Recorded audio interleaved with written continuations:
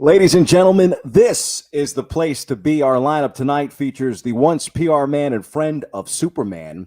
And if that's not enough to keep it locked right here, we have a well-known actor with us whose mom was actually my junior high school teacher. Oh, the suspense. Come on in. Step in the arena. This guy has made it through rounds playing the style that he plays. He named every one. It's like this guy named all 5 of my game-winning shots from 2008, 2009. I played with two of the most exciting players ever to play the game, Allen Iverson and Vince Carter. Shout out to producer extraordinaire Randy Cruz. That's right. You are tuned in to Step in the Arena on the Cruise Control Podcast Network in collab with Hard to Guard Media. The podcast is available on youtube.com/Cruise Control Podcast, SoundCloud, Spotify, and Apple. Please like, share, download. We appreciate all of it. And for those checking in live on Twitter or YouTube, feel free to hit us up with questions. My co-host with the most is Edgar Burgos. I'm Bobby C. Ed, how you doing tonight? What up, Bobby? How you feel? Happy Thursday. I'm feeling pretty good. You know, I'm gonna call it tonight here on the show. The podcast decision. I'm taking my talents, Ed, to South Beach. I can't deal with another snowstorm here in the Big Apple. Yeah, I can't take it no more either. I'm so done with New York. I'm so done. And if that's not the biggest news of the night, it has to be the fact that, and I'm hoping those that are tuned in on the audio side will make it over to YouTube to check out these beautiful curtains that you have. Because, you know, I've become famous in NBA circles because of my gold curtains. And it certainly looks like you are, you know, kind of tearing a page out of my notebook with these beautiful red curtains. I'm pretty sure Baron Davis is somewhere smiling tonight. Yeah, I was tired of all the jokes. Every week, somebody had something to say about my background, so I wanted to switch it up a little bit. That was the best you could muster was coming up with putting yourself in front of curtains. At least I try a little bit. I put jerseys up or something, basketballs on the table. Well, hopefully our next guest, he's definitely one of the top fashion guys that I know personally. Maybe he could help me design my background. Give you some pointers here on the podcast. Yeah. Well, I think that's a good place to start. You know, for our fans that are tuned in tonight, we had a good intro. So you must surely remember our first guest tonight from the Temptations, the Five Heartbeats, Little Richard as a Jamaican bobsledder in Cool Runnings, or perhaps for our basketball junkies as the character Shep in the 1994 drama Above the Rim. Our first guest, actor and singer, diehard Knicks fan, Leon Preston Robinson, better known simply as Leon. How you doing, Leon? How are you? Good. I'm good. How we doing, fellas? What's happening? How you feeling? I'm good, man. We almost at 500. That's like winning the conference championship for us. No, we're playing good. I'm actually, you know, I don't know. I know before Bobby jumps in so far, like, how happy are you, you know, watching this season? Well, you know, I'm just happy that we're playing hard and competing every game, even against teams we're overmatched against. We're playing hard, and that's one thing I know about the Tibbs teams. Always play hard. You know what I hope, what my prayer is that we have a game plan that we stick to. You know, there's going to be some peaks and valleys. There's going to be some losing streaks, but let's just stay with the plan. Don't get rid of Tibbs after 2 seasons or something like that, or a season and a half because things aren't working out right. Have a plan, stick to it. I was gonna say, do like in past regimes, you know, everyone knows that you're such a huge Knicks fan. Did anyone come to you from like the Knicks organization for advice, or did you like volunteer your own advice on what the Knicks should do? Always volunteer my own advice. Crazy shit. This is New York, man. Everybody got an opinion. Nobody's asking for anybody's opinion. They're gonna give it to you. I see Steve Mills or anybody, I just grab them. I remember sitting at a dinner with Phil Jackson. It was this dinner where I was honorary guest and he's being honored and stuff up in Westchester. And you know, I said, "Oh, you could sit him next to me? Oh, he's gonna get an earful." Oh, what was that conversation like? Well, you know, I had to approach it from a diplomatic point. So I just started talking about, some mutual people that we knew, kind of break the ice, whatever. I don't want to just slide in on them on the Knicks right now. I had to, let them think I'm friendly and then come in and ask them some crucial questions. Like, what the fuck you doing? Excuse me, I'm sorry. I shouldn't have said that. That's All right, fine. you can close the podcast. Are we good? Are we good? Yeah, we good. Okay. All right. Good. Speaking of some fashion, Leon, before tonight's show, when we're kind of pre-gaming things, Ed asked me about this jersey behind me. So I'm not sure how many of the fans might know this, but of course, you're born in the Bronx, raised in Mount Vernon, and you played college basketball at LMU in LA. Right. So movie magic aside, how good a baller are you really? How good of a baller Yep. was I, you mean? Yeah. Because I strictly Well, played. either were you or are you now? I switched over to tennis. Okay, tennis was more grown and sexy, so I switched over. I get the same workout.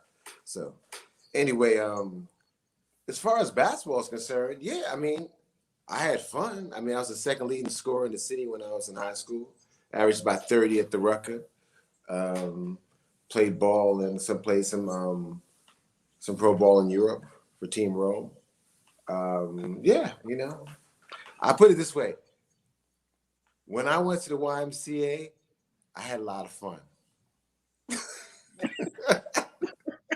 We were hoping to queue up some cool video here because we got actual footage of the jumper. We wanted to show it from above the rim.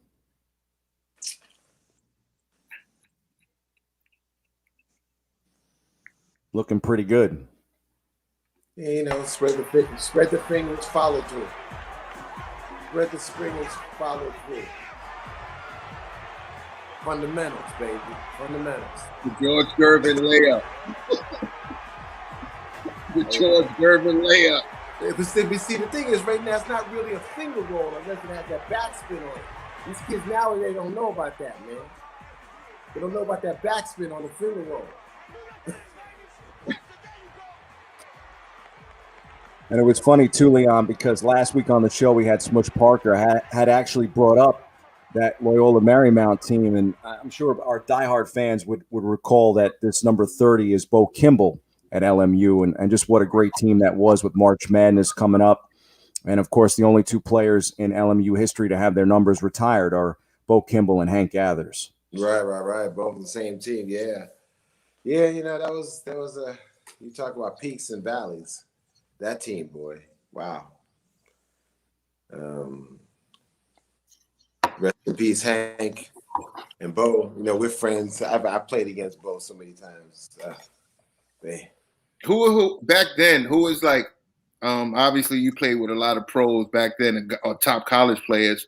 Who did you have the most fun playing against? Fun playing against. Fun playing against. Oh, with. Oh, I don't know, man. I was a counselor at ABCD camp, All American camp with Pearl Washington and a bunch of good players. So, yeah, them runs every night were like.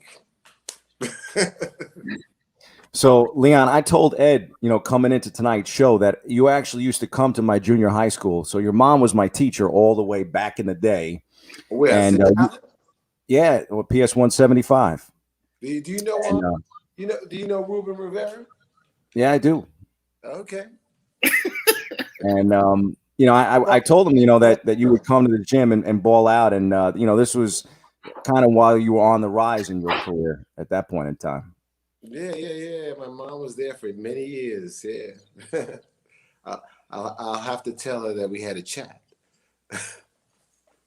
In terms of thinking back, I guess, to your early part of your career, I was very interested about, some of those appearances before the big movies. I thought it was interesting, earlier side of your career, you were cast as an athlete in a 1989 episode of the NBC series, Midnight Caller. Mm-hmm. Do you think that role kind of opened up the door to some of these other athletic roles that you've played? I don't know. I mean, it's hard to say.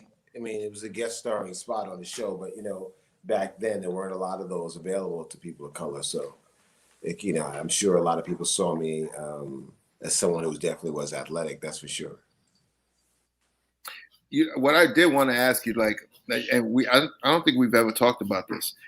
What made you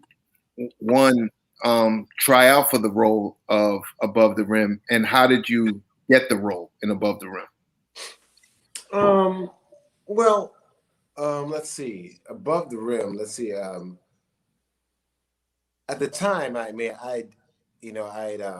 had Cool Runnings coming out, and I also had Cliffhanger, which actually made me like, as far as African Americans, that was probably the top African American at the box office. I think I read that with those two movies. So, yeah, I was somebody that they had their eye on, and they had offered the role. I found out afterwards they'd offered the role to my friend Denzel, and he couldn't do it or passed on or whatever. It didn't matter, and so they were interested in me, and so I met with them, but they thought I was too young looking. So, I told them, I said, it's acting. Don't worry about it. And so, it wound up happening. And it was cool. I think that I think one of the things I love about Above the Rim, and I'll say this to anybody, is that if you're really a baller, this movie's filled with ballers from top to bottom, and the practice runs before, when we were, getting ready to do the movie, they were hardcore. And so I love the fact that, you're seeing a story told by actors, convincing actors too, but yet the ball is real. And Dwayne Martin was one of those guys. He played Division III basketball at NYU, and then got a little look with the Knicks. Was he your biggest comp in that role when you guys would play some pickup in the lead up to some of those scenes? No, not really, because he was usually on my team. Yeah, so guys, it was back then. It was more about just like getting your game on. You weren't really going against anybody. I think Speedy and Dwayne, they used to go at it. They used to go at it, yeah. But me, I was in character, so I mean that's the way I roll. I was chef before we started filming. I was walking around not saying anything. The coolest guy on the court. Leon, do fans ever ask you about Tupac Shakur? Of course, all the time. And what do you tell them? Depends on what they ask. I mean, I guess probably fondest memories of him or working with him. Tupac was very boisterous, and was got into quite a bit of trouble while we were filming. He was arrested twice. Once for shooting off-duty police officer down in Atlanta, the incident in New York, delayed filming.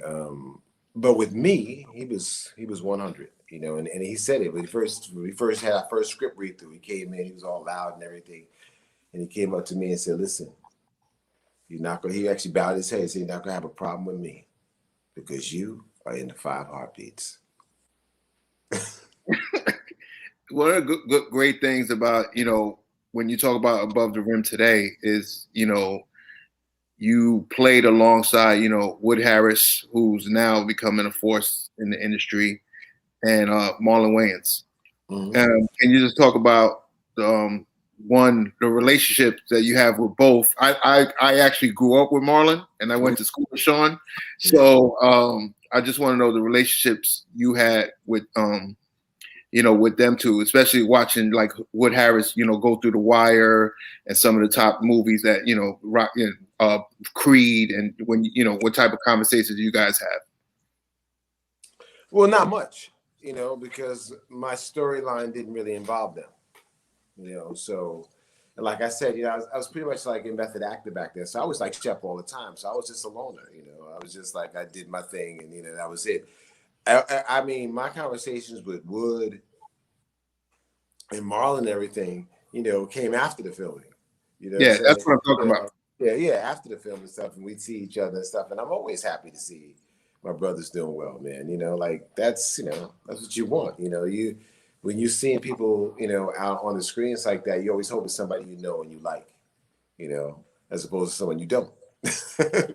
So, yeah, I mean, I'm happy for everybody's success. I want people to do things they want to do and fulfill their lives and their careers and, keep it moving. Do you think you get more questions about Tupac or Madonna? You get a chance to star in that 1989 video Like a Prayer. Do you get more questions about him or about Madonna? Wow, that's a good question. And what was she like to work with?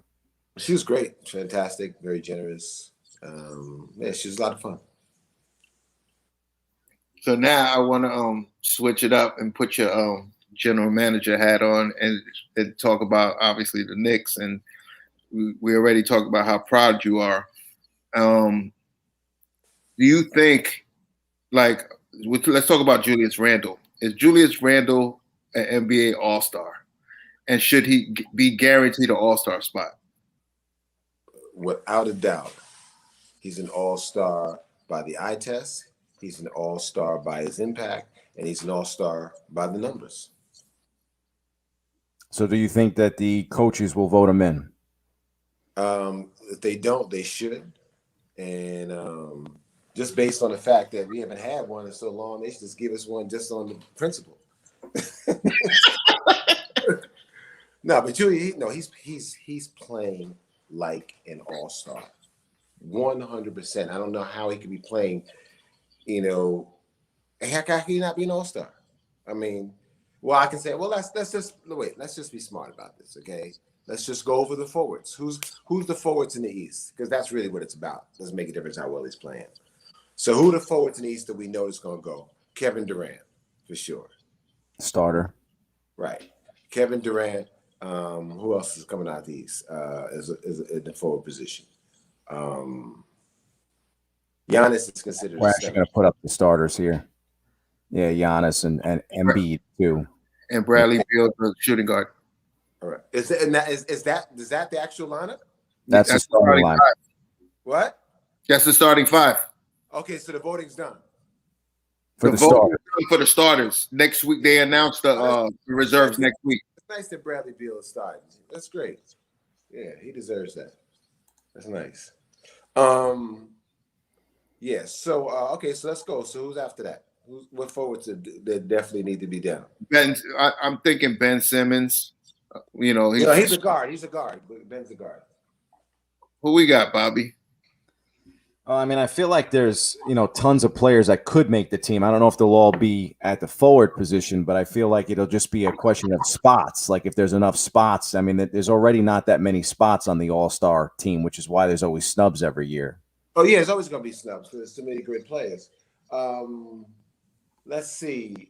I was going to look up what the voting numbers might be at the moment. I would have thought it would have been Siaka, but he's not having that kind of season. No, he's not having a season like that. Yeah, right. And so he was supposed to come out. Let's see who else in the East. Nobody's having a better season than Julius Randle. No, I mean whoever, maybe somebody more popular. And who is that person? Let me think. Jimmy Butler, maybe. Jimmy Butler was a 2, so he'll definitely make it. So I actually got the numbers up Bam Adebayo. Yeah, the other forwards guys or front court players at the moment would be you got obviously Bam, Jimmy Butler, both from Miami, Jason Tatum, Grant in Detroit, and Jaylen Brown.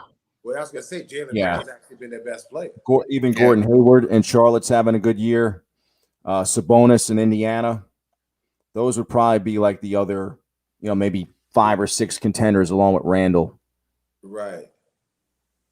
For that spot. Just on the fact that the Knicks are almost at 500 and they might be at over 500 by the All-Star break, I feel like guarantees Randall an All-Star spot. Just on a team with the average age of what, 24, 22. So I mean, come on, man.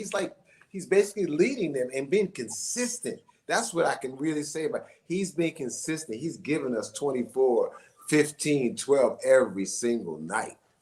So, Leon, there's actually some in the organization that believe that Randall will be part of this nucleus moving forward and actually part of the young core that will stay with this Knicks team. But do you think it's possible that since his stock has never been higher, that the Knicks might actually consider moving him at the deadline? Well, put it this way. Our past Knicks most definitely would have done that. You know, every time we start liking a player, they get rid of him. You know what I'm saying? So I hope not. I didn't mean to cut you off, Ed, by the way. Yeah, No. yeah. I hope not. But, you know, the problem with that is we don't know what's presented to them. You know? I think they are going to at least pick up the phone and consider offers for him. I hope that they don't trade him because I think he fits in very well with what they're doing, obviously. And I thought it was interesting. I mean, you see him put up 44 points this week, and that bested his previous high at 35. And for our diehard Knicks fans out there, as you mentioned, we really haven't had much to be that excited about in the last few years. Do you know who the last player was to score 40 points for the Knicks before Julius Randle dropped 44?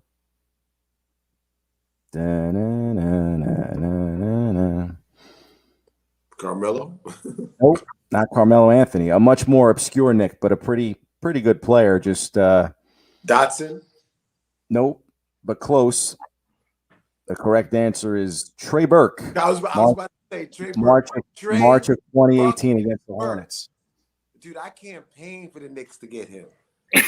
No, I'm serious. When he was he was on the junior league team. I'm like, yo, dude, you got to bring this kid up, man. This kid gets buckets. He's doing well down in Dallas. Yeah, he's a good player. well. But yeah, he gets buckets. Now, one of the main things, obviously, you got another team in New York City called, the Brooklyn Nets. Do you watch them much? Are you happy that, they're winning, or do you even care too much about the Nets at all? I'm watching them as I'm doing this interview. No, of course I care. I mean, I'm a New Yorker, okay? So to be perfectly honest with you, I'm a Yankee fan. But if the Yankees don't win it all, I love the Mets to win it. You know what I'm saying? And I'm the same way. I'm a Knicks fan. But shoot, if the Nets gonna win the championship, that's the second best thing that can happen to me. We've had some guests on that have said otherwise. Like if they root for the Nets, they're not rooting for the Knicks, and vice versa. Listen, the Knicks. I hate to break it to anyone. The Knicks and the Nets have never been rivals. Facts. They've never been rivals. So what are you trying to create a rivalry for because they're in your same city? I mean, that doesn't make any sense to me. Yeah, but you got to admit right now, even if the Knicks are playing well, it's still the vibe across the NBA is that we're probably going to see a Lakers-Nets final. Yeah, that's what people are saying. Yeah. Which means right now they would be the Kings of New York. Yeah, but I mean, you're projecting something. It's not even an all-star break. I mean, last year you definitely weren't saying Miami was playing the Lakers in the finals, right? No way. Last year might have been, Leon might have been tough, man. With the bubble changed everything. I think if there's no bubble, I think the Bucks probably reach the finals. Again, it's hard to, I don't know. forecast that. It's and hard again, to it say didn't that. happen. The Bucks have not shown me that when the game slows down in the half-court game, that they can execute. I totally agree. And that's what you have to do in the playoffs. It's a half-court game. That game slows down drastically. All this scoring we're seeing right now, and that's really the problem that people are seeing with the Nets is that, okay, this is fine right now. They put 140 on you easy with that offense. They're not putting 140 points in you in the playoff game. They're not doing that. Okay? You're going to have to play defense or you're not winning. Okay? Tell me an NBA team that was a championship team that wasn't in the top tier of defense. Well, if that's the case, then the Nets might not even make the finals. Well, and as they're presently constructed, you're absolutely right. Because they gave away an important part of the defensive piece, which is Jarrett Allen. Okay? And so, now they got an unbelievable scoring crew where you have What do you have? Like 6 out of the last 8 scoring championships are by Durant and Harden, right? Mm-hmm. And Kyrie Irving takes more shots. I love it. He takes more shots than both of them. I was gonna say, when you see, like, you hear like the whole rumors with Andre Drummond obviously not playing, and they're looking to either release him, trade him. They're trying to figure it out before the trade deadline. And the same thing with Blake Griffin. Do you see either one of those players coming to the Brooklyn Nets? Or what teams do you think they should go to? Drummond's an interesting situation because he can be very effective when you get to the playoff time and you play in that half-court game. Been an all-star. Oh, yeah. No, definitely. I mean, shoot, Drummond would be one of those players that, would be Randall's competition for an all-star game. 100%. Yeah, I don't know. I don't know where either one of those guys should go or would go.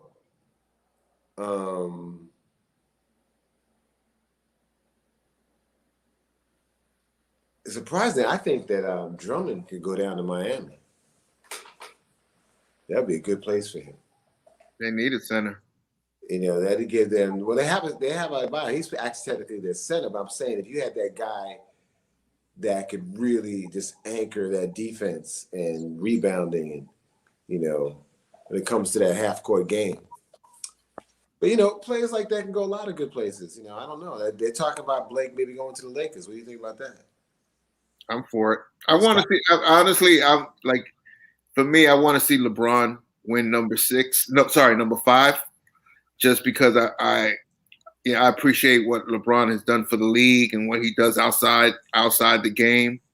And me and Bobby argue about it. We were arguing about it last week about the GOAT, who is the greatest of all time. Mm-hmm. Right now, I like to say, look, if LeBron wins a number 5, I'm going with LeBron at 1.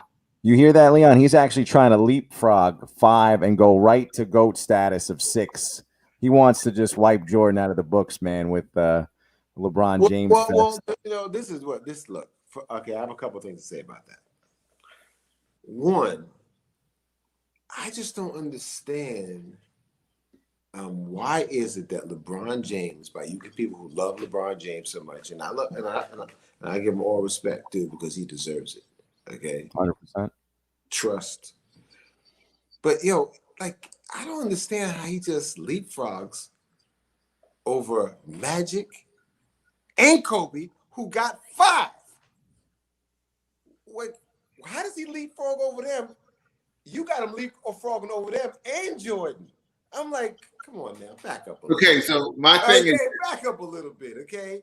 He hasn't won a back-to-back. And Kobe's done a 3-peat and a back-to-back, okay? All with one team. Okay. Wait. And then you ain't got to tell me about Jordan. So. And then you got Magic, right? Magic plays 12 seasons. He goes greatest Laker of all time. Magic goes to the finals 9 times, wins 5. LeBron don't have that kind of record. And how long would the Magic have even been playing if it wasn't for the AIDS thing? He only gave us 12 years. How many finals would he went to? Okay, so my argument to that is, if LeBron wins this year, he wins 5. This is his 5th title. He went to 8 straight NBA finals. Yes. Oh, here we go. Here we go, Leon. He'll be 5 and 6 in NBA finals, his career record. And we haven't seen a player, and that's in 17 seasons or 18 seasons? 11 finals in 18 seasons? That's on par with Magic. Well, yeah, definitely. I mean, who knows what I'm saying? We don't know because Magic didn't play that long. And he didn't play that long not because of injury. Ed, because of the AIDS thing. So Magic Johnson's my favorite Laker. What I'm saying is if Magic had gone on, and Magic had the type of game where it didn't rely on athleticism. So shit, Magic might be still playing today. You know what I'm saying? I mean, he was never a jumper. He was never fast. You know what I'm saying? It was all here. Tom Brady, the NBA.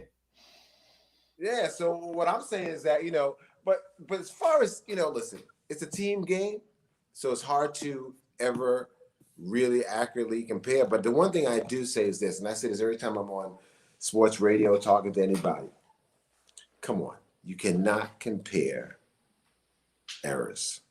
LeBron is the best of this era, period. He's playing a different kind of game than the one Michael Jordan played and the one Jerry West played, okay? There's different games, okay?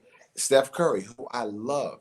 Do you know if Steph Curry had played back when MJ and Iverson were playing?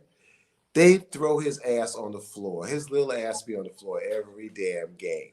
He's lucky if he get a foul, okay? I mean, it's a different game. I mean, the game now is structured for more scoring, okay? So now these players, you can't put your hands on them. Can you imagine if you couldn't put your hands on Michael Jordan? Could you imagine that? Did you see what he did when you could put your hands on him? No, I agree. He was at 40. There's no way he is averaging less than 40 a game. There's no way. I say it every week, Leon. You don't have to tell me on it. Right, that's what I'm saying. So you can't compare the eras. I give LeBron his era. You can only compare someone to who they played against anyway. And I totally get it. I just do it because I love talking to Bobby about it. But my thing is like, I think, LeBron is great. And it's funny how I think now as he's getting older, he's finally getting the credit he really deserves from people that don't like him, because people don't like him for, I don't know what reason. The guy never gets in trouble. He's never gotten into trouble outside the game. He gives back. He does what he's supposed to do. And he comes out and plays. And he still gets hate. And that's what, for me, I love greatness. So that's why I support him. Do you know what, though? Let me tell you something. You're always going to get a certain amount of, hate, or people who aren't down with you if you boast, if you self-promote. If you do that, there are going to be people that don't like you, okay? Because in reality, what I do as an actor, entertainer, or ball is the same thing. What I think of myself doesn't mean anything. It's what you think of me. You're the one watching. You're the one paying. Okay? So I'm not going to tell you how good I am. Okay? I'm just not going to tell you that. Because what does it matter? It only matters how good you think I am. Yeah, but some of those guys, Kobe Bryant gave himself a nickname. I mean, some of those guys get away with it because of their greatness. No. They get away with it, and people still don't like them. Do you think there was people that liked Kobe Bryant when he was playing? You're talking about Kobe Bryant when he retired. Yeah, we love him now, but I hated him. We hated him. He came to town to destroy people. Okay, they didn't like Kobe unless you were a Laker fan. To me, a Laker fan or not, you had to appreciate how great he was. Kind of the same conversation. Appreciating someone and liking them is two different things. Totally different. I appreciate Boston. I appreciate the Celtics. I appreciate the Patriots. But I don't like them. Leon, I appreciate them, but I'm not going to sit here and say I like them. That's a good segue, too, in terms of questions, because before we let you go, I really wanted to know which curtains you like more, Ed or mine. Are you going red tonight or are you going gold? Because if you're going to step in the arena, do you want to go through gold curtains or red ones? Well, that is the question, my friend. The decision is rather easy. Neither. Well, now that you mention it. But, no, your curtains and your camera are more centered, giving you a better appearance of your curtains than Edgar. But then again, you got to give Edgar a pass because he's new to the style game. You know what I'm saying? Yeah, and he admits it too. And that's how you know a guy's going to improve his life, when he knows his flaws. Yes. What I did want to ask you before you jump off is Serena and Naomi Osaka. I know you're a big tennis fan. Big. And your thoughts on, obviously watching Naomi, and she's the next one. And yesterday, after the press conference was over, Serena, they were asking her about, retiring. It's just her last Australian Open, and she left the press conference. She was crying. How important is it, do you think? I don't know if you know her personally, on her winning her 24th major, and do you think that she has a chance of winning her 24th major? Okay, so one, just going back a little bit about Osaka being the next one. She's not the next one. She is the one. Okay, I think she is the richest female tennis player already, and she's won the last 3 out of the last 4 slams. I mean, she's the one now. Okay, can Serena win another major? Well, I would think that somebody who came off of a pregnancy, had a child, and has been in what? 3 years. 3 out of the last 5 finals? Yeah. 3 out of the last 5 finals.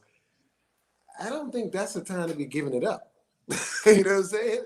I mean, if you finish at number 2, okay? And let's be honest with you. I mean, that game with Osaka, I mean, Serena played terrible. She did. I mean, she didn't give herself a chance to win. And I think that's, and it's so funny because that's the question that the reporter asked that got her emotional. Like, was it just a bad day at the office or whatever? And it's just like, yeah, I mean, she didn't give herself a chance to beat Osaka. And I know as an athlete, that's what hurts the most. When you can beat me. If you beat me, I just give you props. We're all good. When I lose it myself, that's when it's hard to sleep. When you lost. You didn't get beat. You lost. But the problem is, I think also it actually might be in her head, just for the simple fact that they faced 4 times. They've played each other 4 times. But the last 3 times, Osaka has won. And handily, too. So... Well, yeah, on the big stage, whatever, she's really tough, and Osaka admires her so much she won't even look at her during the match. She's just so locked into beating her. But it's like anything else. It's like Roger Federer and Nadal, anything else. You just know that when you're playing them, you have to bring your A game. I mean, look, Halep is no joke. Halep is top 1, 2, 3 all the time. She just ran through her in the quarterfinals, Serena. 6-2, 6-2. Okay, and Halep gets everything back. Okay? And so, but she didn't play that same game with Osaka. I mean, she just didn't. And she was hit so many unforced errors. Took her too long to get her serve going. And personally, as I watched her through the years, she's just way too emotional. Just way too emotional out there. It's just like, I think one thing about tennis, if you look at the tennis players that really do well, they may have some outbursts, if Federer never does, whatever, but for the most part, it's that cool head that prevails. And I feel like she's just so in her feelings during the game that it makes it tough, when things aren't going well. And I think that she needs to, if she can find some way of having more of a cerebral feeling out there, when she's out there, and just play her game. I mean, she's great. Just play your game, Yeah, I just think she knows in the back of her mind, like, now there's less time. It's not like she's going to be playing in, Australian Open, the majors for the next 3-4 years, that she knows that chasing that 1 more and obviously 2 more to break it, it weighs on a great player like her. Well, yeah. I mean, at her age, yeah. I mean, she's getting up there. I mean, she's past the point where most players would even be playing. So, and she's still that good. I just think, there's a lot of different things. One of the things, her biggest problem is she's been injury prone. She's had injuries and stuff. And just from the eye test, it would appear to me maybe she's carrying too much weight, on those joints, So I think the particular Australian Open, she looked like she slimmed down a bit and she was moving fantastic, really moving well, and I think, but that's part of who she is right now. She's a mom. She's no young girl anymore, and she's still killing it. So, I think think she's the greatest of all time, Leon. Yeah, and and look, who is she not beating? Osaka. That's it. Osaka's not gonna be there every time. She's not gonna be there every time. It's a big tournament. Someone's gonna knock her off before she gets to Serena. So if that is her one obstacle, and then also I think Serena has not played her A game against Osaka either. So she owes her that. And then see if Osaka can beat her. We definitely appreciate the basketball talk, the tennis talk, and of course the curtain talk too, Leon. Leon, I was gonna say, I know the city's about to open up. I know you're about to go back on tour. Can you tell us when's the next tour, and so people could follow you and get some tickets? Yeah, I don't really know what's happening. As far as music is concerned, but I just wrapped City on a Hill on Showtime with Kevin Bacon and Addis Hodge that premieres on March 28th on Showtime. And then I'm about to go into something else, another series. So, it depends on how many outdoor festivals it's going to be. It depends on how things are going to open up. It's still so uncertain, But anyway, you can definitely reach me on Instagram at www.justleon, www.justleon. 3 W's before the just because, someone tried to take the Leon and try to get me to pay for it by Just Leon, so I just put 3 W's and kept it moving. I got a few followers too. Thank you. Good stuff. Thanks again for the time tonight. Hey. Appreciate it. Salute. Go Knicks. Go Knicks. And I'll tell my mom that we chatted. All right, later. Tell her I said hello. All right, man. Later. I think he likes my curtains more, my friend. That was actually. I got good curtains, man. Stop hating, man. Who's had to sit through all of this, curtain talk is our next guest, and we apologize for that. So we wanted to welcome in the former PR man of Dwight Howard. That's Superman. That was what the intro was all about. Senior Manager of Media Relations and Social Strategy for You First Sports, Jarrad Rudolph is with us tonight. Jay, what's going on? Can you guys see me okay? Yeah. It's a little dark. It's a little dark. It's not. Hey, there you go. Hey, you got curtains too. I guess that must be the theme of the night. This Curtain light is night killing my eyes. What's going on, fellas? Nah, Doing man. good. How you been holding on? I'm maintaining, man. I like to be in the house, so. Yeah, so obviously we know you're a big, huge b-ball fan. So far, what do you think about the All-Star lineup so far announced today? I didn't see it. Huh? I didn't see it. I didn't. I saw my cable went out. We had a winter storm here, so when Charles Kenny and Ernie and Shaq were talking about it, my TV went off. So I was watching Burn Notice. So I wish I was a little bit more prepared to talk about. Got you, man. We got you. We'll put up Bradley Beal. So Bradley Beal got voted in. I do know that, right? That's good to see because we're going to put up the West All-Stars first, and then we'll show you the East too. How about that? Let's do it. I asked Edgar not to throw me any curveballs, but we're 0-2 on that one. That's not his style at all. So there's our West Stars.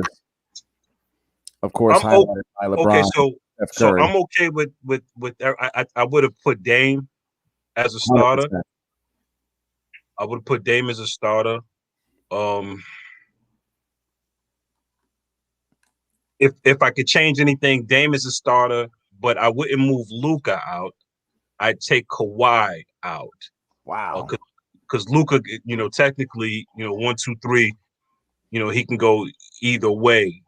But Dame should be in the starting lineup. See, in my mind, Jarrad, I had Dame over Doncic in this lineup. I have Dame over Doncic too right now. I don't know. That's close. That's I mean, obviously Joker's having an MVP season. Kawhi's Kawhi. LeBron is having he's probably right now the leading MVP person. Yeah, Doncic is the only one.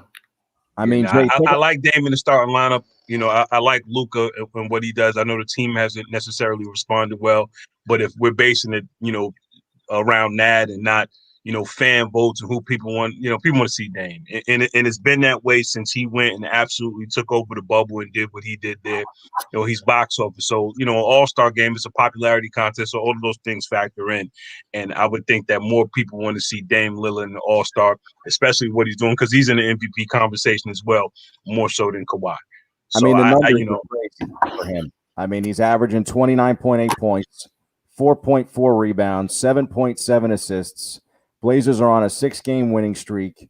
And to be honest, and I think Ed would agree, I mean, he's doing all this, and the team has been ravaged by injuries. Yeah, now he's big shot last night to win that game. He's something special. Well, I tell you, I mean, Steph is Steph, and I don't think that we've ever seen anything like him. But Dame, man, he's just a hell of a ball player. I mean, he gets better each year, and you know, he's just so cool about the way he goes about doing things. Never too high, never too low. It reminds me of Carmelo, like that type of, you know, the vibe you get from watching him. But you know, perhaps even better or different. But it's just really, really, you know, so much to like about Dame. He definitely should be in the starting lineup, and you know, you never know what can happen between now and the game. Are you happy with the way Dame has been so loyal to the Blazers and never, you know, asked to be traded? I mean, happy with it. I mean, it's his decision. I mean, I respect it, but I also will respect if he was to say, "I've been here long enough. I think that we've exhausted all of our options, and you know, I'd like to play in a different situation." You know, to each his own, right? Because even if you leave Portland, or you know, if you're a Dame, if you're a Brad Beal, if you're James Harden, if you're one of these guys and you want to go and fit into another situation and give it a run there, it's not a guarantee that it's always going to work out the way that you want it to work out, right? Like, where could Dame go right now that would put him in a position to automatically compete for a championship? As great as he is, where does he fit perfectly with, you know, you're just going to take off, right? So it's more to it than that. And, you know, you're comfortable and your family's comfortable and you know, you trust the organization and you wait and you're patient and you're confident in yourself and you want to compete. So everybody is different. You know, I wouldn't want to see him end up like Garnett, where he waits too long to make a move, where things are, you know, they wait too long to put things in place where he really has a shot. But ultimately, it's his plane, and he has earned the right to fly it any way he wants to. And if that's going to be important the entirety of his career, can't really fault him for that. Yeah, the only thing that guy can't do on a basketball court is put a mask on over a headset in a post-game interview. Yeah, he's always been good, but it's just he's different now. Ever since the bubble, and when he went into the bubble, he hasn't come down off that planet. He went to an entirely different space, and he's there. And it's rarefied air. It's only but a few players that are in that space. You got a lot of good players in the league, but then you got guys that are just different. And this kid is different. And you know, he looks to now be ready to take off and get even better than where he is now. So, you know, he's a hell of a player and definitely should be an all-star starter. No doubt he'll get the call. He'll be in Atlanta. So speaking of Atlanta, with all the craziness going on, obviously with COVID, do you think the All-Star game should be played? It's a business. You know, it's a business. Should it be played? I mean, you can make an argument that, you know, it should and it shouldn't. Here's the reality of it. You have to trust the league, right? You know, the league has always done what is best for everyone. People may not necessarily agree with it in its entirety, but the NBA, in terms of taking the temperature of fans, owners, players, I think they do a good enough job of trying to figure out something that works for everyone. But it is a business, okay? So you have to do the best you can. And then in terms of the players, you know, look, some of them are not happy about going, but professional basketball, so it's a partnership. The league is going to put on this made-for-TV game. And the best ball players in the world are going to go and play in it. And the key word here is professional. There's an expectation that the league is going to provide with these players what they need to be safe. And these players are going to do what they need to do to stay safe so that this game goes over and this thing doesn't become a super spreader, right? Key word being professional. Best league in the world, best players in the world. So I think ultimately it'll be okay. But we're in different times and everyone is taking a loss. And if you keep now eliminating things, especially top item things from the product that you're serving, then, ultimately it's going to hurt the bottom line and everyone is going to be affected. Right. So it's not, players, families, concession owners, like it matters to try to keep things going, because if you keep things going, then people are employed. I mean, they could shut the whole thing down and wait until, everyone is given an okay, or enough people are given an okay where people, don't get the virus. But then a lot of people will be out of work.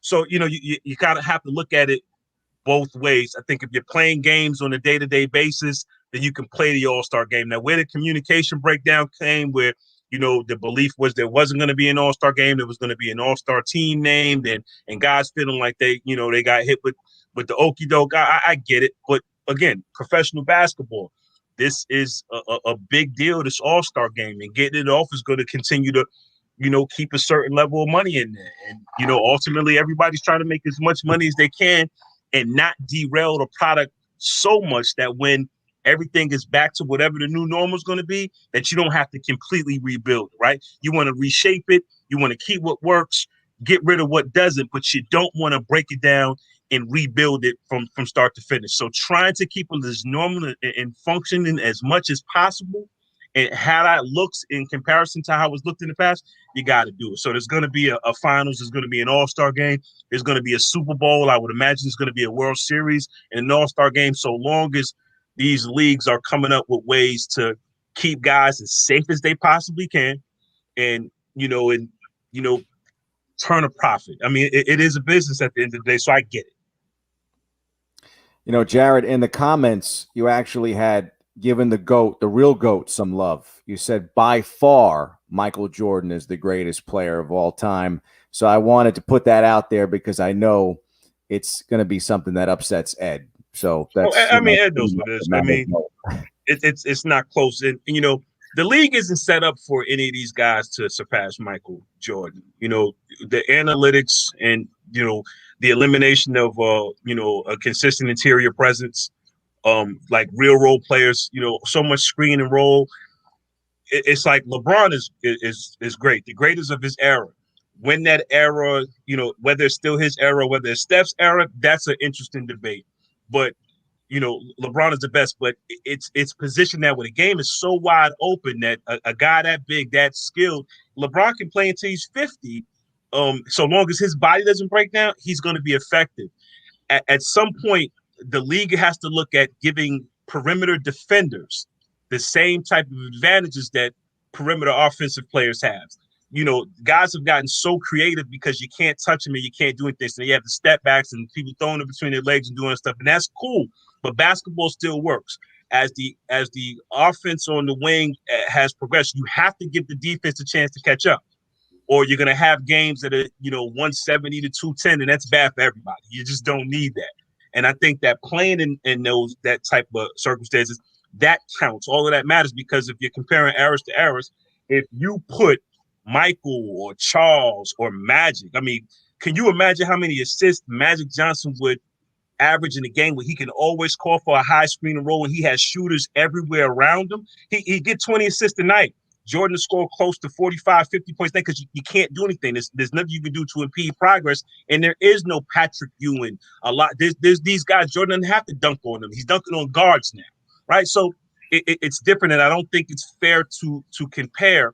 But you do have to factor in the way the game is played now. And my hope is that for basketball purposes, that wing defenders are given an opportunity to compete on the same level as wing offensive players. And right now, I don't think that's the case.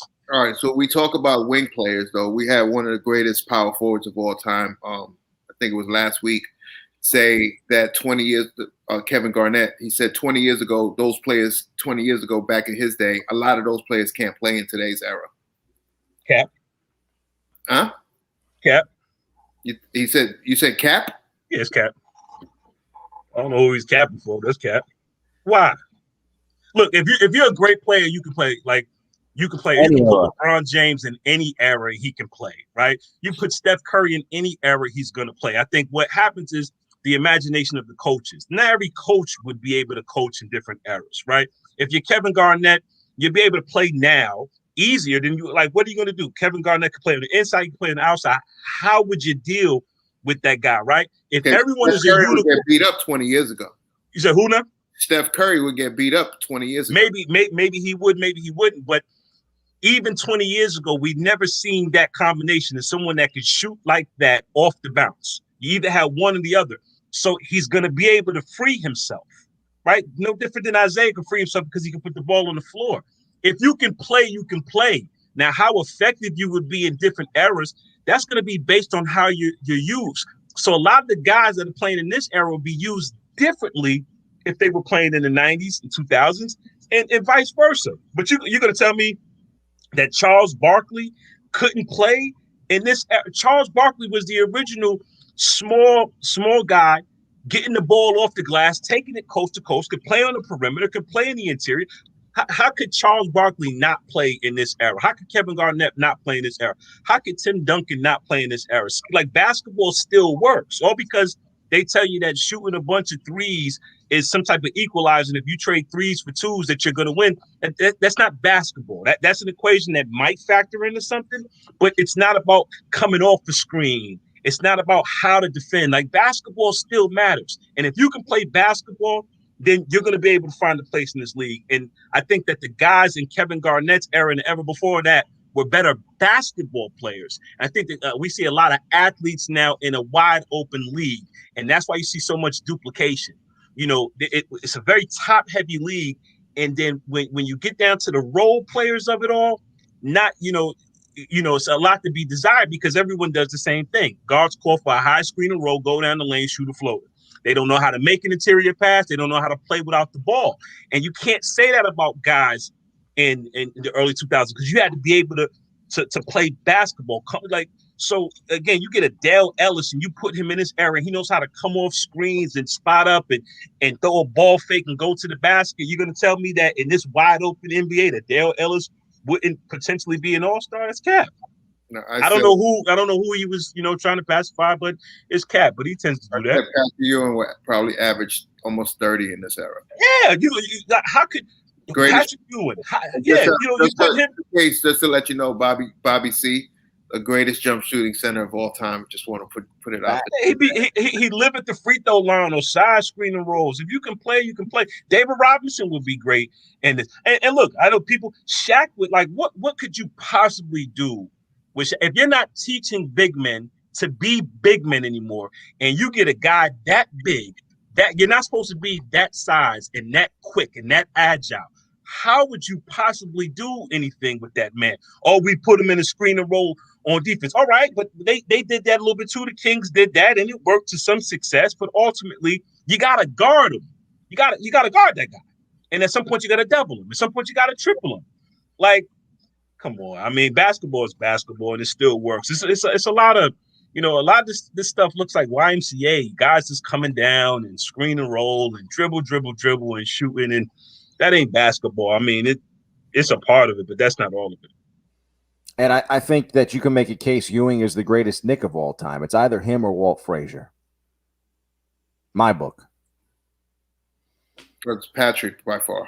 Yeah, I can go with that. I can live with Patrick. Patrick Ewing. I mean, he's, Yeah, I can live with Patrick. I'm not even.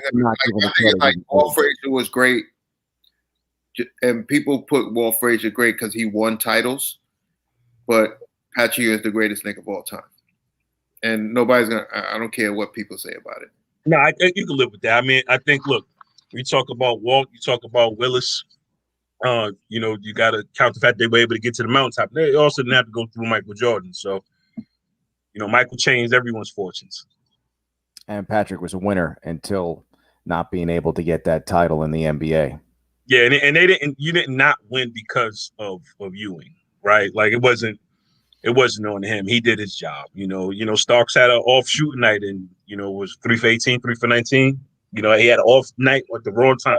And the Rockets were pretty good. I mean, they're pretty good, but he and Vernon Maxwell kind of doppelgangers, right? So at some point, somebody was going to be off, and Starks had the off game, and Maxwell, if I'm not mistaken, in that game 7, played fairly well. So there was a trade-off. Whichever of those guys played better at that time, the team was going to win the title, and Vernon got him. Jarrad, definitely love the perspective, and I'm sure some of our fans recall your days as a sports writer. You've done PR and of course sports writing. I wanted to kind of put you back in that same role for a question that I had for you tonight.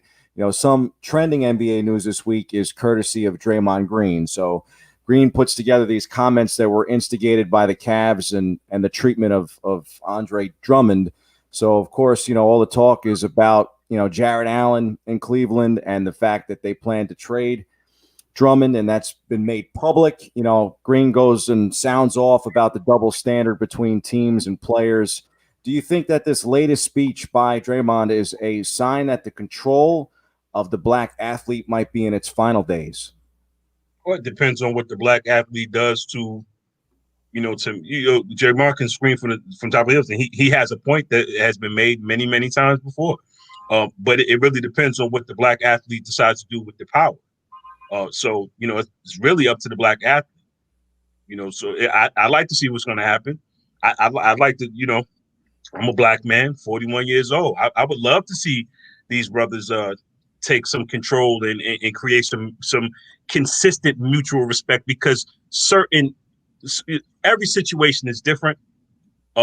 In my day, you showcase the guy when you were going to move him so you can get more for him. You sit him, you kind of devalue him. So I don't quite understand it from that perspective, but I also don't know what's going on behind closed doors and what the circumstances behind that specific situation is. So it's really difficult to say. Generally speaking, yes, there's always been this perception that the player, LeBron, is wrong for leaving Cleveland and going to Miami and taking a better job. But if they felt like they had run their course with LeBron and they moved him to rebuild, that it was just part of the business. It's all business. And I think from a fan perspective, that it needs to be less personal when a guy decides to take a better job, because that's what it is. If I'm Bradley Beal and I decide that, my job in Washington is no longer the job for me and I want to go elsewhere, I'm looking for a better job. People do that on a day-to-day basis. It's business, right? Or if the franchise decides, let's move him and get something while we can before he gets hurt, or, before the productivity falls off, it's a business. Fans personalize it, but players now are feeling more empowered, as they should. They are the commodity. They are the driving force behind the league. So just create the consistent respect that you like to see, but it's up to them to stand up and to do something about it. You can say anything you want. It's about what you're going to do. So how are you going to create that consistent respect, that consistent mutual respect between the players and the team? I think they do a good job most of the time, and certain things slip through the cracks. So what can we do to consistently create that? And that's up to them. They have the power. I was listening to a conversation on Clubhouse, and Jared Jeffries, former Knicks, my man, was talking, and they were talking about player empowerment. And one of the things, and this is actually a good question for you because you deal with so many athletes, is he thinks that eventually reporters will be phased out and players will have their own like clubhouses, or either Clubhouse, or they'll be like, hey, meet me on Clubhouse so I can do my post game. And then he'll have like, if he has a certain relationship with certain reporters, they could go on his Clubhouse, they can ask questions, because he feels like the narrative has changed with there's too many reporters, and they want to say whatever they want to say, and they want to be able to control the narrative. Do you think that's a good idea, that players that would happen, and where players pretty much will control pretty much the post game press conferences on their own, and it won't be just like how it used to be? No, that ain't never gonna happen. Look, controlling the narrative, it is, obviously I went to college and I've been in locker rooms, but my philosophy in doing the business was built from watching Stephon Marbury. Steph and Mike Tyson mostly, and a lot of Dwight. And it was about the importance of controlling the narrative. But that's not done on a case-by-case basis. That's done on a day-to-day basis because you have to build up goodwill, or you have to build. So what happens is you build up goodwill, you give yourself the benefit of the doubt. Then if you're averaging 20-8, but the team's not winning, you can't get criticized for being a point guard that's not doing the job. And then everyone just buys into that. That's what happened with Steph, right? You know, Steph was putting up the numbers in New York. The team wasn't winning. And all of a sudden, it would question his skills as a point guard. But it was more to the story. But because he never controlled the narrative, that's how he was painted. Now, again, this is a business, this is a machine. And part of the machine is to generate fan interest and curiosity. And no one does that better than the NBA. But that is a partnership with the media. Now, you got good reporters and you got bad reporters. And you have guys that have the ability to control their own narrative and tell their own story, whether that be through social media or through various other activations. There needs to be an interest and an understanding from an individual player standpoint as to how to monetize that and how to control it. And that doesn't happen. You get a lot of guys on a day-to-day basis turning down interviews where they have an opportunity to tell their story the way they want it told, right? But you don't want to do it because of some preconceived notion that everyone in the media is the same way. No, you control your story. You control the narrative until you decide to give it away. And the moment you now give it away, you can't get upset and want to get it back when it's out of your control. That's why you must always, like the great ones, the great ones, Magic, Grant Hill, Jordan, they all had magnificent relationships. Even LeBron, not to leave him, they have magnificent relationships with the media. Now, they may have guys that they trust and they deal with more than others, but they always control the narrative. So then when there is a misstep, you're in a position to recapture it and get things under control. Most guys aren't doing the work on a day-to-day basis to gain that control because there isn't an interest in dealing with the media.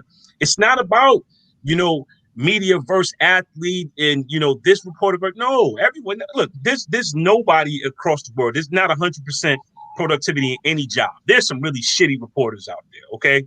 I know some really shitty reporters. And there's some really good reporters. And there's some really reporters in the middle that are on their way up. How you choose to interface with them on a day-to-day basis, the opportunities that you choose to take, how you choose to activate, and what you're trying to build, that's going to control your ability to navigate throughout this world when the ball stops bouncing, right? And a lot of guys just don't get it. So no, this idea that I'm going to control my own post-game press conference based on what? Let's keep it a buck. Everyone in the locker room is not getting interviewed post-game, right? And post-game is about the game, okay? What about Tuesday, Wednesday, Thursday? See, the way I built my relationships with players was I understood that it was a relationship. So yeah, I'm gonna speak to you post game, and certain times you're not gonna like my opinions. But when you're doing charity events, like I'm gonna be there.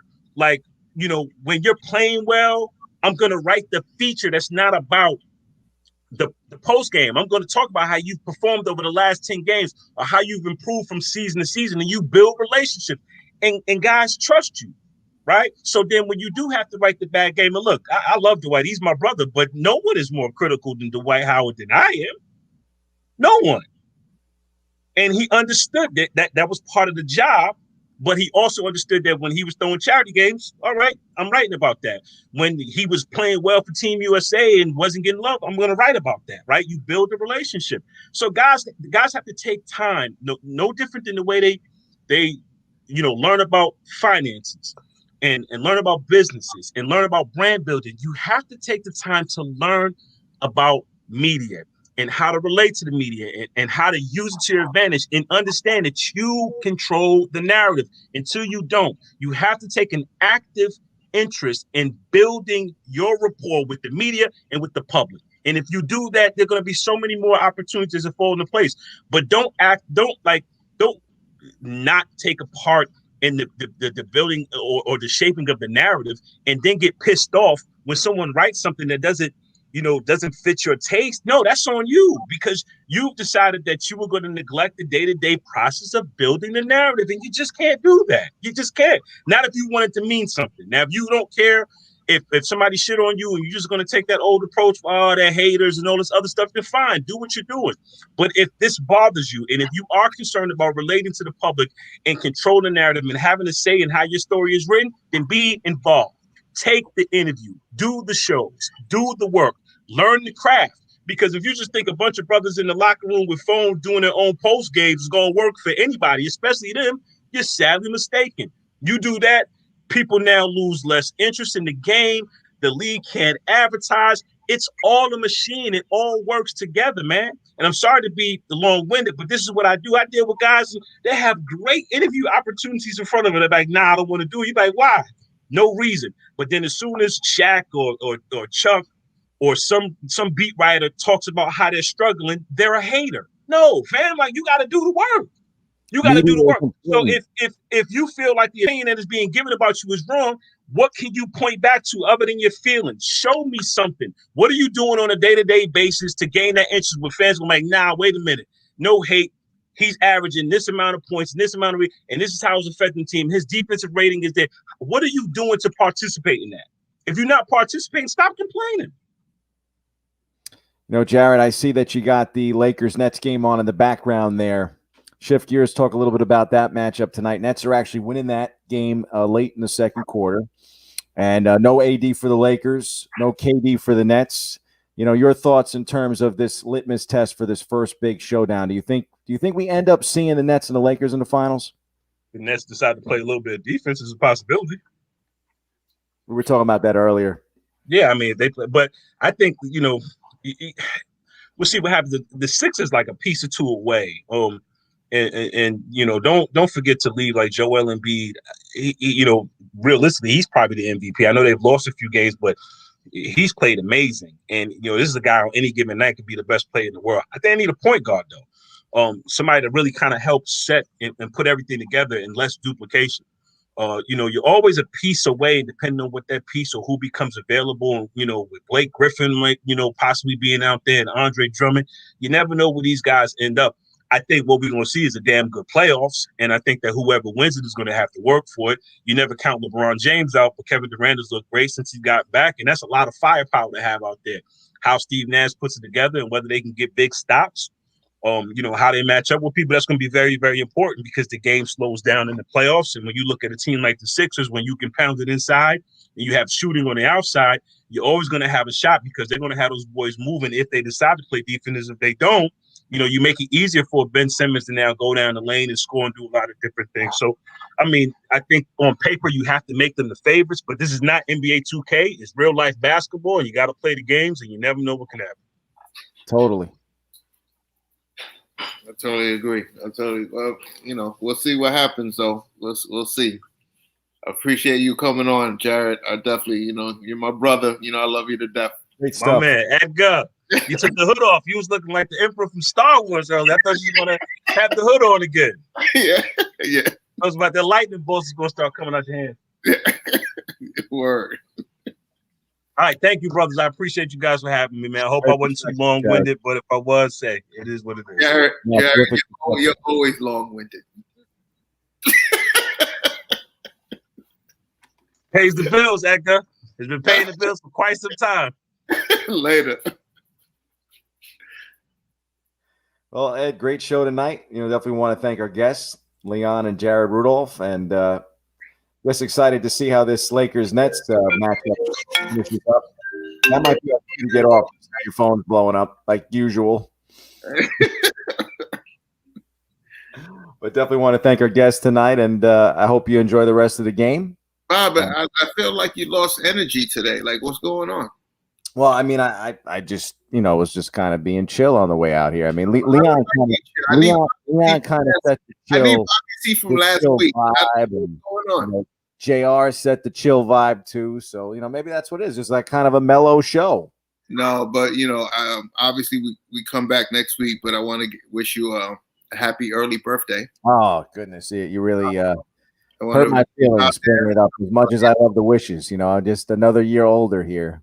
Wishing you nothing but, you know, more love, more blessings. You know, I hope you achieve, you know, more goals that you have, that you're striving for. I try my best, Ed, to to kind of cut out all the gray hairs when I'm shaving now. Like I just like trim them out, so that it can't be seen at a sign of age here, I guess. Nah, you look good for your age, man. We're not gonna put you on blast and say your age, but you look good for your age. I'm all good with it. And Randy Cruz is shouting you out. Happy birthday, Bobby C. And you know how we feel about you. I love you, man. I mean, there's no doubt. Whether we're stepping in the arena or however you want to phrase it, I love doing the podcast with you. Into the arena. You know why, right? Because there's two. Into the arena. There's two of us. Well, we've gone OT here again on Step Into the Arena. And again, as we mentioned before, just want to thank our guests and appreciate the love, Ed, and can't wait to do this again next week. All right, 10 o'clock next week? Yeah, I think 10 o'clock next week. All right, sounds good. Talk to you later, Ed. See you next time.